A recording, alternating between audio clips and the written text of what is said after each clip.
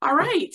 Well, I want to thank everybody for joining us at this week's episode of Ask the Experts. We are joined by my good friend and the very talented Niki VanEch, and I'll get into introducing Niki in a moment here. But you're joining us today for Smart Style 2021 Kitchen and Bathroom Trends. And we were planning to do this on location, but we had a little technical glitch. And so we are going to still share fantastic information with you, but not on location. Niki and I are in our normal locations. We do want to thank you again for joining us. Ask the Expert. We bring you a different local expert every other week. We started doing this at the beginning of the pandemic about a year ago. We started, I think, in April, but the pandemic started, of course, a year ago. And it was our way to share really good information with people who were stuck at home and might want to be improving their home situation and the space around them. And also a way to bring you really good local experts with great information. And we have a lot of loyal viewers, and I thank you for tuning in and sharing the information with your friends and family and colleagues. So thanks again for joining us at Ask the Expert. My name is Ann McClure. I'm a residential realtor with McInerney Associates. And again, this week, I want to thank our guest, Niki VanEch. Hi, Niki. Niki's with VanEch Studio and Design. Niki is a very talented designer who's been doing this, what, 20 some years now, Niki? 20 some, that's what I say. 20 some, I like it. And I'll have to start saying my age and, right. Some thing after that. But anyway, Niki does all kinds of design work, big and small, kitchens, bathrooms, built-ins, screened-in porches, and all kinds. She's just very talented. And she's got an incredible shop in Occoquan, Virginia, which is a really picturesque and very artistic little town. If you haven't been there, it's a really nice day trip. So Niki, thank you for joining us. My pleasure, Ann. Thanks for having me again. Well, we're so happy to have you. And we get a lot of questions about trends. And I thought this might be a really good update and a little bit of helpful info for clients we see more people staying in their homes. And so we thought this might be helpful for those who are planning to do something to their home and just kind of know what are the trends and what are trends that you can live with now and longer. And what's fresh and new and what's on its way out. So trends can be incoming and outgoing, right? So absolutely, yeah. So, they always recycle. Exactly, and we love recycling. So, so I'm going to start with a really quick statement about the market. Niki and I have so much robust information to share. I'm not going to spend very long on the market update this week. I'm just going to tell you that the DC metro area, like much of the country, but I always feel like our area is one of the top ones in the country in terms of its strength. We are still seeing a breakneck speed in the marketplace with barely any inventory.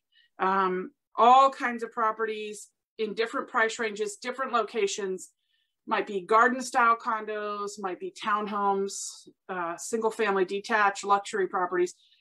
There is really an inventory shortage. And so it's a fantastic time for sellers. It's a very hard time for buyers, except that interest rates remain favorable. They've upticked a little bit. We can always connect you with a good loan officer if you want to talk about that. But the market is challenging, and it is a fantastic time if you know somebody who's thinking about selling a place and moving out of the area. I talked to someone yesterday who's leaving here and going to North Carolina, and that is really a nice scenario for them. So one segment of the market I left out of that description was high-rise, mid-rise condos, where there are elevators in more common areas. People seem to still be a little leery on those. It depends on the building and the amenities. But if I were to paint a broader brushstroke, I would say that that segment of the market is moving slower and there are more options. So if you've been holding off but wanting a condo, it might be a great time to buy because the interest rates are good and you can have a little bit more negotiating room and also pretty good selection right now. So that is my market update. If you want more info about your specific home and the market you're in or market you're looking to buy in, I'm happy to have a consultation with you. Obviously no obligation, just let me know and I'm happy to share info. And if you're watching from another area that I don't serve, I can always find you a good realtor. I network with folks all over the country and up into Canada. And I know really good people everywhere. So I'm happy to make connections if that would be of service. So now we're going to go get to our expert. So Niki, we always hear and we tell our clients that bathrooms and kitchens are some of the most expensive renovations, but they can also be really good investments if they're done properly. Now, I get the question a lot of the time of what's my return on investment? And people seem to think there's sort of a dollar for dollar, which there is not. According to National Association of Realtors, and this varies year to year, you might get, 74 to 80 some cents on the dollar on like a kitchen, which is your highest return on investment. But remember, this might make your home the first one selected, the pick of the litter, and you're going to enjoy it. You're going to pick things you love, I hope, and you're going to get enjoyment out of it. So it is a really, really good investment, and it's part of the upkeep of your home and keeping things modern and moving, and bathrooms are the same way. In a less demanding market than this, whether or not those are updated or not can make or break a sale. The local real estate market now, as I mentioned, is just so competitive. People are buying homes that aren't their dream homes, and then they have an intention of what they're going to fix. And they look at it that way. They look at it like, it's priced here, I have the bid up to here to get it, and I've got to save some money to redo the kitchen. So we thought this was a really good time to talk about all of this in terms of style and functionality and investments. So thank you again for joining us. Let's talk about the various components of a remodel. So the obvious ones are wall color, cabinets, if you're in the kitchen, appliances, counters, and then details that can make both stand out might include cabinet hardware, door hardware, lighting, accessories, fixture choices, even like little details like hinges, outlet covers. So where do you start, Niki? With all of these components here on this graphic, thank you, Jennifer. Like, what's going on here? Where do you start? It's a really good question. So when I start with a client, I love to get them to focus on styles that they like.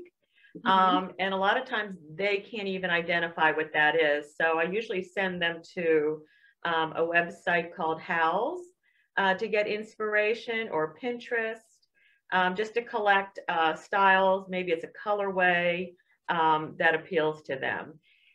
Once sort of that's established, I think the first thing you need to start working on is your cabinet selections, because there's such a broad range out there now of manufacturers. So I think you need to do a little bit of research on what the cabinet is constructed of, the turnaround time. It's the biggest feature of your space, both in a bathroom and kitchen. So working with the cabinet is always a good starting point. And when you say constructed, like, do you mean like literally the insides of the cabinets, for instance? Yeah, so they usually are boxes, and if they're made like a 3/4 inch plywood, or sometimes they're made of press board, all of these things which you don't see in the front are what's going to sustain that cabinet over many years of use. Temperature changes, water leaks. So paying attention to the construction, what kind of wood is used, how thick, is very important. It's interesting you mentioned the pressed board. I remember one of my aunts talking about a home she remodeled in Florida, and she was concerned about the humidity and the pressed board, and she didn't like the quality of the cabinetry she was finding for the budget. It was an investment that she was going to be flipping, and that was like a big concern to her because of the moisture in the air and how people seal up their houses when they're out of town. Yeah. And she didn't want to go high end, but she also didn't want to go bottom of the barrel and have them have trouble, shortly after buying it. So that's a really good point. I think people get very hung up on what the fronts look like, don't you? And they don't think about. Absolutely. Yeah. Like a lot of thermofoil, which is in a lower end price point, it can be drastically affected by high humidity. It can start to peel, and if it's not put on properly. So yeah. I noticed that there seems to be a design trend toward simple designs in kitchens and bathrooms. I know we, a lot of times will refer to shaker style with very clean lines, you know, gone are the days of the twisted rope borders and so on, right? Exactly. So yeah, this is a shaker. And I mean, we've been gravitating towards simple designs probably for 2 decades. You know, all the raised panels and a lot of roping details that were popular in the 80s. We're kind of not doing that anymore. This is a shaker, which is a very popular cabinet style right now.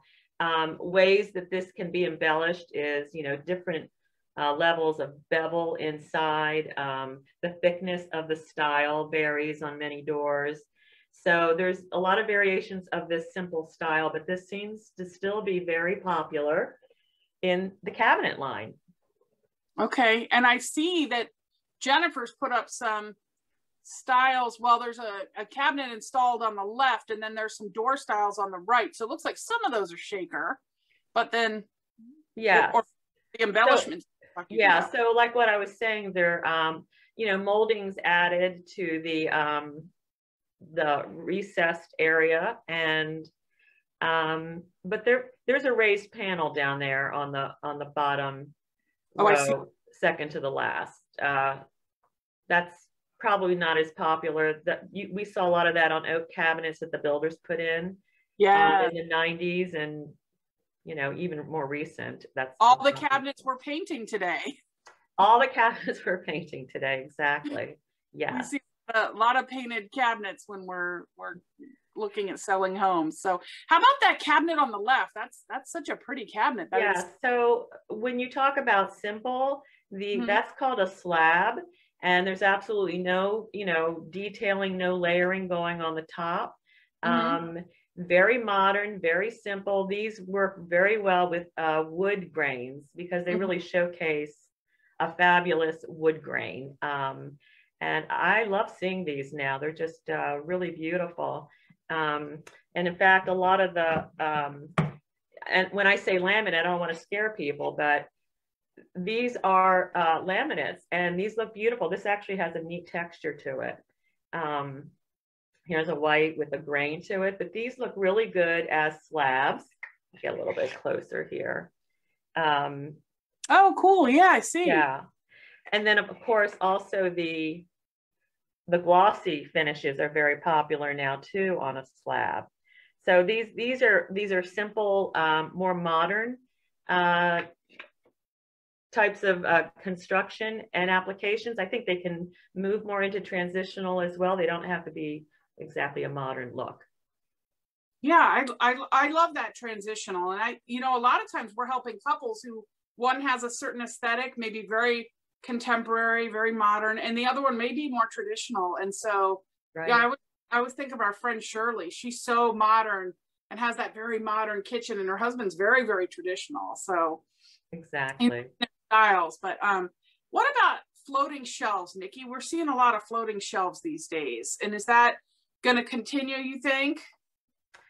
So I do think they are still very popular. It's not for everybody. It does add a little bit of opportunity to decorate in your kitchen, whether you want to introduce some pretty bowls, coffee mugs, plants, and that type of thing. I recommend them for items that you use every day so that you're not, you know, constantly having to wash dishes that have been stacked up there for a long period of time. But it's very popular in more of the industrial farmhouse looks. This is a very industrial look, but they're open shelves that are just very clean, more traditional, that you can use as well. You know, I find that middle one that I think is the one you were just referring to, I find that a very interesting photo because it's really quite attractive. It's industrial, and yet it's got the gold tone hardware, which I think of as dressed up. Yes, exactly. Yes. Which and actually, it's a nice yin and yang when you combine metals that are unexpected to that particular feeling or style. You know, you've always told me you can combine metals, and I was, you know, I guess always sort of a matchy type, and like, you know, I felt like everything in the house, even the light fixtures, had to match. So it's really welcome news to hear that you could match what I see there, gold and black maybe? Or yeah, so even on this vanity over here, it's the oil rub bronze handles, and then it's a nickel faucet. I think it makes it so much more interesting. You're not locked into any one particular metal finish. It's more relaxed. And if you've got doorknobs that are nickel, you don't need to go and change them all to oil rub bronze. I think people get very hung up in that thought process that everything has to now become that same metal finish. Very interesting. There are some rules in combining. You don't want to like put a shiny gold with a matte silver. That's not necessarily going to work. Okay, gotcha. You know, Tiffany can pull off certain things in the jewelry lines that aren't the same as the kitchen and bath. Well, actually, you can follow jewelry to see what works well together. Like shiny silver and shiny gold go very well together. Yeah. So Niki, I jumped ahead a little bit with some questions about the hardware, but how about bathroom trends? Like we talked some about kitchen and looked at some kitchen photos. We've got a bathroom vanity here, but I saw a huge trend happening for years, which was the frameless glass, which I still see a lot of. But are you seeing more people doing doorless showers, like where you don't even have the glass? So frameless is an upgrade to a framed shower door. You don't see any of the metal stripping that goes around it. So those are always going to be used as a barrier between the water source and the exterior. What a lot of people are doing now is leaving their showers completely open. Now this one is not completely open, but it is an entry that doesn't have any door to it at all. So these are very popular. You have to do a little bit with the drain slant so that the water doesn't pull up and spill out. There is a curb in the entrance to this particular shower. Sometimes there is no curb. So you can literally like just walk in with a walker or something like that because there's no barrier. There are some pros and cons about this. If you like a real warm shower with lots of steam inside, this opening is going to allow a lot of that heat to escape. So great. Yeah, but you don't have to clean a glass door. Well, that's nice too. No squeegee, right? But exactly. This is really pretty how this has this vertical stripe, because you've got a design element, but you're not looking at the bathroom hardware. And then you've got your what are they called? Freestanding tub over there in the corner, right?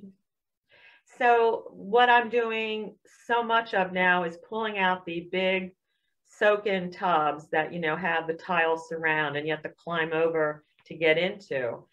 That was in this room. We pulled it out and we put in a freestanding tub. And they really do look lovely. If nothing else, I mean, if you're not a bath person, it certainly is a lovely look. And they're comfortable too. This is actually a small size, but a 6-foot man can actually get up inside of that. I'm so glad to see the, you know, the giant tiled tubs coming out, because, you know, you'd show them and they'd have all these decorative sponges and loofahs around them. But I think, you know, you pretty much have to be like a vaulter from the Olympics to get into the tub. It's true. Not to mention cleaning up, you know, getting in it to clean on the other side. Oh yeah, that's a great point. Okay. Yeah. So, so Niki, we talked a little bit about countertop trends in terms of the laminate, which I think is fascinating, and I want to hit on that again a little bit, because I think laminate was, you know, almost a bad word for most people. You know, they'd hear Formica or laminate and they'd kind of go sideways. I want to talk about that, and I also want to talk about, we see two really good examples here of center islands. You know, for a while we saw sort of the serving tray level, and then it would drop, and then you'd have the rest of the counter space. And I was just having a conversation with clients about this over the weekend, about how, actually 2 different clients I can think of, one buyer, one seller, about how it looks good, but it's just very impractical for use because you can't fit a chopping board. You know, you're very limited when you have levels. So if you could talk in a little detail to those 2 outgoing trend, incoming trend? Yeah, so the bar height counter, which is usually maybe like a 14-inch depth counter, it is limiting. You can't put a tray of appetizers up there. It's really, to me, it's more for a bar if you're just sitting there and drinking. But to eat, it's totally useless. You take away valuable counter space when you do that. So it's much more practical to just expand the counter height and put your stools at that level. I know people get a little wigged out because it blocks, you know, food prep and that type of thing, the higher level, but I think people are willing to do that and to get rid of it. Yeah. I'm seeing a lot of ginormous, that's an official word. I'm seeing a lot of ginormous islands. Are you seeing more of that? Or yes, I'm seeing more because we're actually taking down adjacent spaces. Like if the kitchen sort of flows into the family room, maybe separated by a knee wall, that's coming out, and the island is shifting more towards the family room. So it's serving lots of uses. Yeah, I mean, it's big enough, you know, someone could be rolling out, you know, pie crust on one end and doing homework on the other end, right? Exactly. Yep. And the kitchen's such a gathering space. It really does make sense. Absolutely.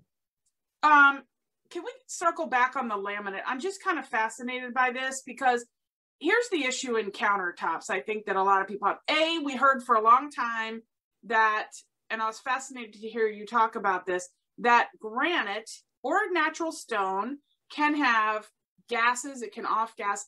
One of the things we learned in real estate is that it can have radon readings in it, right? So it is a gas. Yeah, it's or mined out of the you know, deep down in the earth, and there is a lot going on there. Yeah. Got quartz and quartzite, and these are all fairly expensive materials. It's kind of like you go from Formica and everyone's like, ew, to, you know, very expensive per square foot. And so I think people have been searching for a good looking, you know, material that will stand the test of time that doesn't feel cheap. And so I wanted to get your take on the new laminates. Yeah, I think if you're in a budget, but you still want a product that looks updated, the laminates, which we used to call Formica, they're nothing like they used to be. They're seamless. Their edges aren't, you know, you don't see the dark edges. It really resembles and feels more like a stone than ever before. So I highly recommend looking into them. They're like half the price, if not even more, than some of the quartz. And when I say quartz, I mean like the Caesar stone, the Sile stone, those brand names. There's some lower level quartz that are not as expensive as some of the others, but you know, they're all up there in the $30 to $90 a square foot. You know, and I think if you put something like that in, and you know, hopefully you're like, wow, this is a great new material I learned about. But if you put it in and you hate it, I often tell my clients, think about things in terms of what's curable, right? So, you know, your location of your home is not curable, right? Putting in new hardwood floors, curable, but not easy. Putting in new countertops, curable and easy. I mean, well, it is if you don't have to disrupt other things in the kitchen. But yeah, you're right. It's fairly fixable. Yeah. You have to keep, barring that you're changing anything else. Right. It's nice because you could just clear off your countertops and, you know, hopefully put the new material down that you like better. So, you know, I'm thinking if you want to try one of these and see if you like it, it's not that big of a deal or that hard if you absolutely hate it and need to change it. Yeah. So, Niki, while we're on kitchens, well, actually, while we're on countertops specifically, you had mentioned sort of like eco-friendly, and the laminates were a nice choice for that, which had never occurred to me. Because I always think man-made is not as good as natural made, but you brought in all the manufacturing. And could you speak to that for a second? I thought that was a great point. Yeah, it's not just what the products are made of, it's how they're manufactured. And you can always find, it's a Green Guard certified, which means that the whole process of manufacturing, production to the final product meets a certain standard. So if you feel strongly about those things, definitely look into that. But laminates are eco, believe it or not.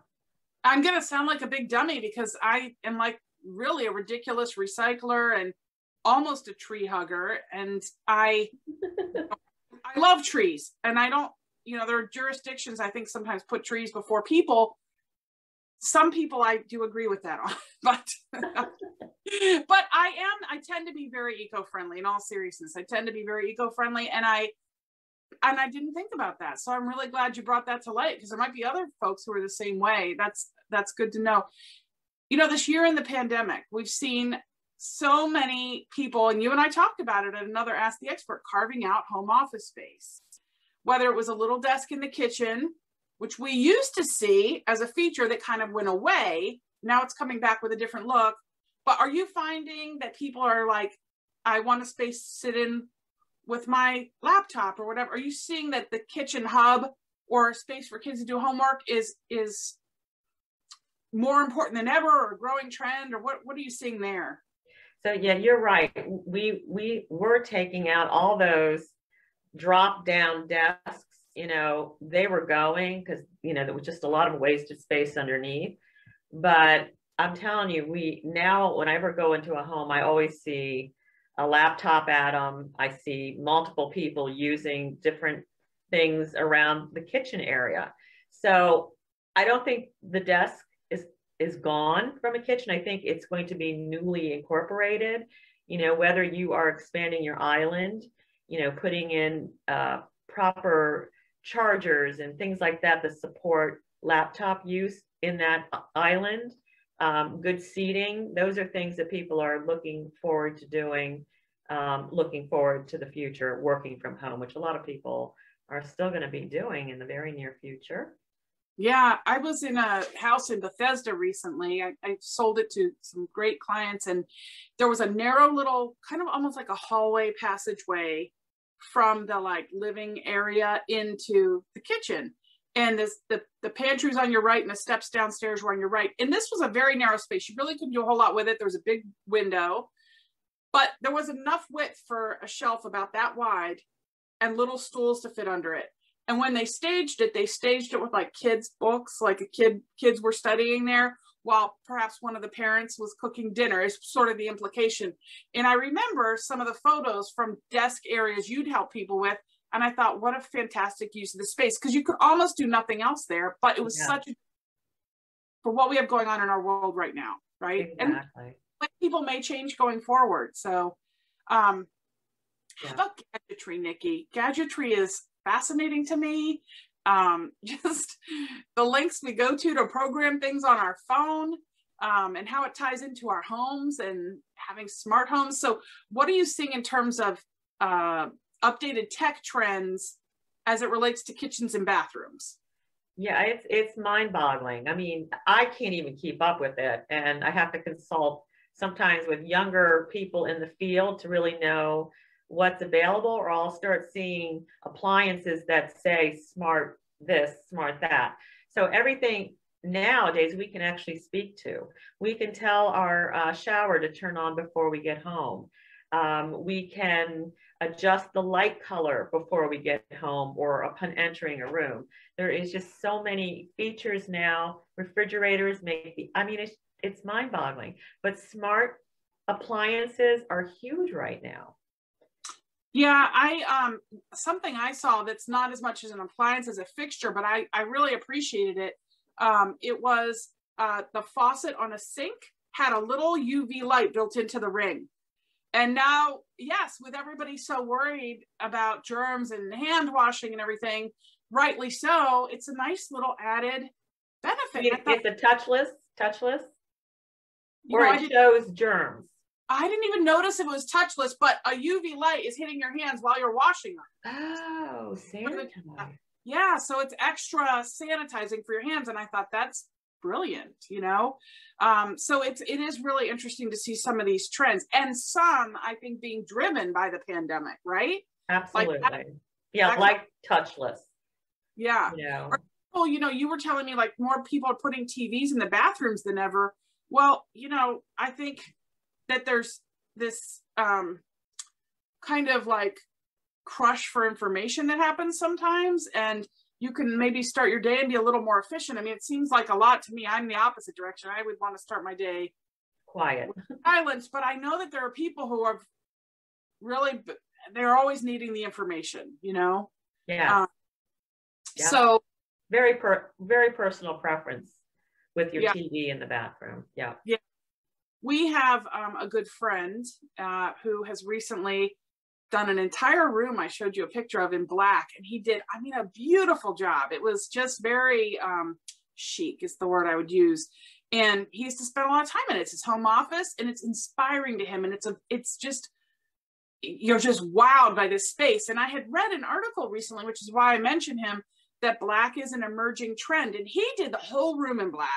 It sounds weird for those of you watching, and it's gorgeous. But what about like hardware? I mean, going all black in a room like he did, or hardware, or, you know, what are we seeing in terms of this black trend and this bold color block trend? So I follow a lot of European design, and black has always been a big color in Europe. You know, like in the Netherlands and Belgium, you see a lot of black walls. So it's not a color that's hasn't been around for a long time, but I think we're sort of getting back to that color choice.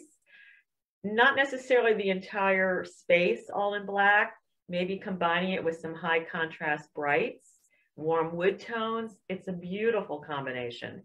I really love where we're going with that dark color coming back into our palette. Accent colors are becoming more and more blues and greens. Oh, there we go. Yes. Blues and greens are very popular right now. And when I say green, I mean the deep, deep greens, emerald greens. This is kind of a piney spruce. We're seeing that on walls. We're seeing that on cabinetry. Blues are very popular. Everything from the pale pastels all the way up to the deep navies. They're actually very neutral colors. So if you are looking for a color that you might think, well, is not very neutral, these are neutral colors. As you can see, a lot of colors go with both of these in these settings here.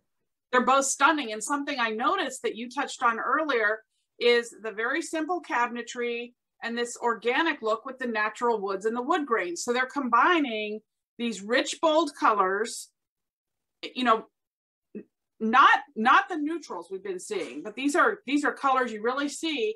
And then you've got this natural element tied in. It's very attractive. Very attractive.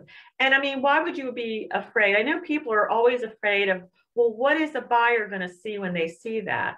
I mean, unless you're selling 3 years down the road, you might not want to jump into this color here, but certainly it's such a soothing, natural color. And look how beautiful it goes with wood tones, whites, blacks, golds. It's just a great color. Yeah, I see that those pendants, are those black in the kitchen? Yep, looks like black and gold. Yep. Hardwood black in the bathroom, isn't it? Mm-hmm. Yep, black in the bathroom.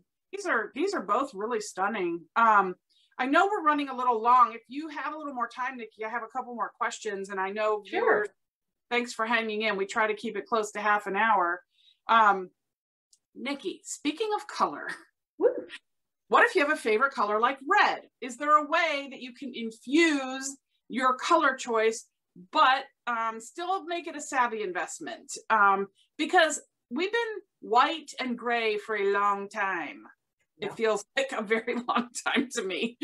And so it's kind of nice to see these pops of color, but as you've said in the past, it can be a commitment. Can you speak to that a little bit? Well, certainly if you are working from a white and gray kitchen, bringing in your pops of color is really very easy. Like, for example, these stools, that would work out perfectly for a gray-white kitchen. because you're just introducing the accent color of red. And putting in a backsplash that's red in a white and gray kitchen. So if you're kind of getting tired of your white and gray, very neutral, bland, put in a pop of color on your backsplash, whatever that color that you love. Chances are it's going to go with the gray and white. And I see your trends here. Open shelving. I see black accents. So yep. Very, very pretty. Mm-hmm. I kind of love that cute little red refrigerator. It's fun, isn't it? Fun. And honestly, if somebody needed to get rid of it, it's not that hard to get rid of a fridge, you know, but exactly. It makes a statement. So speaking of getting rid of things, do you have suggestions for getting rid of like old cabinets and appliances or really any building material? And I even want to touch on the bathtub, but we could do that second. Like, let's first talk about in this era of, you know, how can I recycle or help someone else reclaim? Yeah, I mean, I cringe when I think of what goes into the dump. I mean, we are a disposable, we're consumers, and we dispose very quickly. We don't hang on to things necessarily as long as our parents did.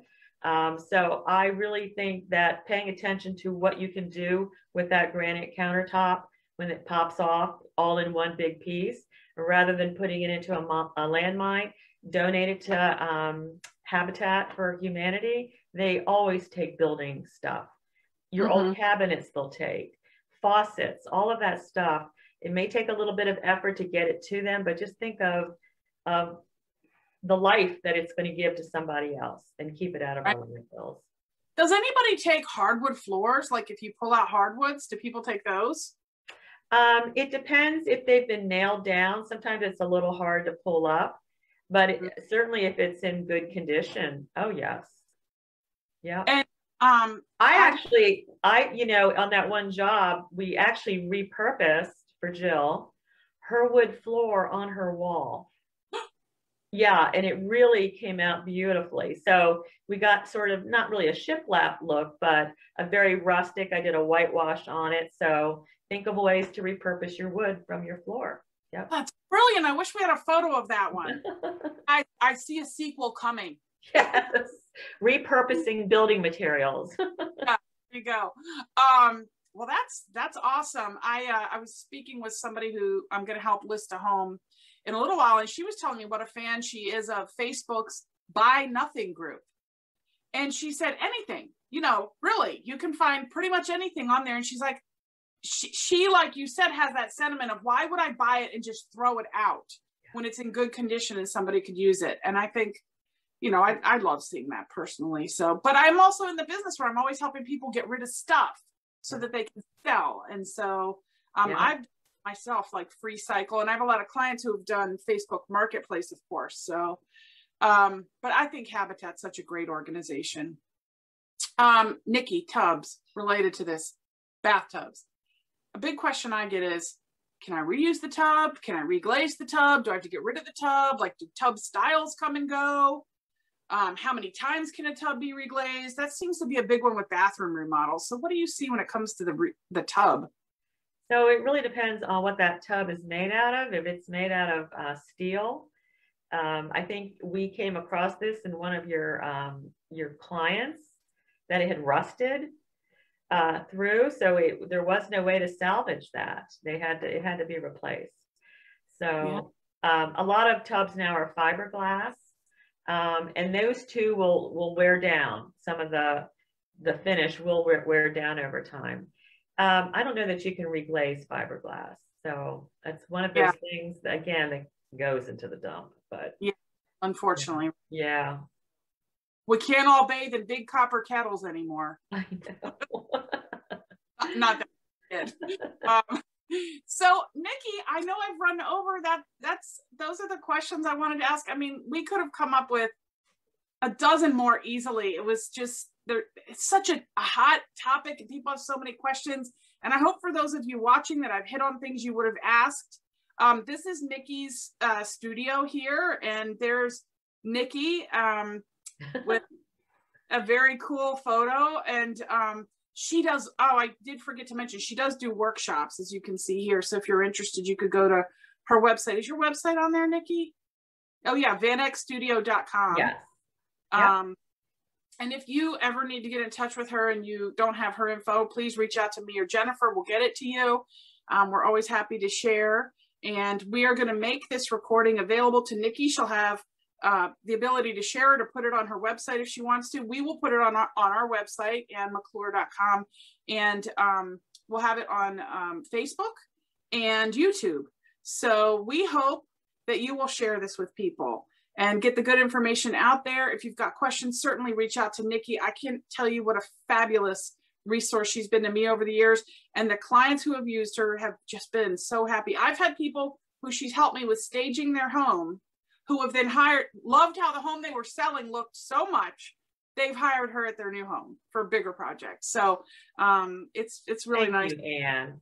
Well, Thank you for having me. It's always a pleasure. And you know that I adore you. And it's just, I learned so much from you. I really do. Gosh, that's amazing. I feel like I learned so much that I'm forgetting more that I'm learning now from you.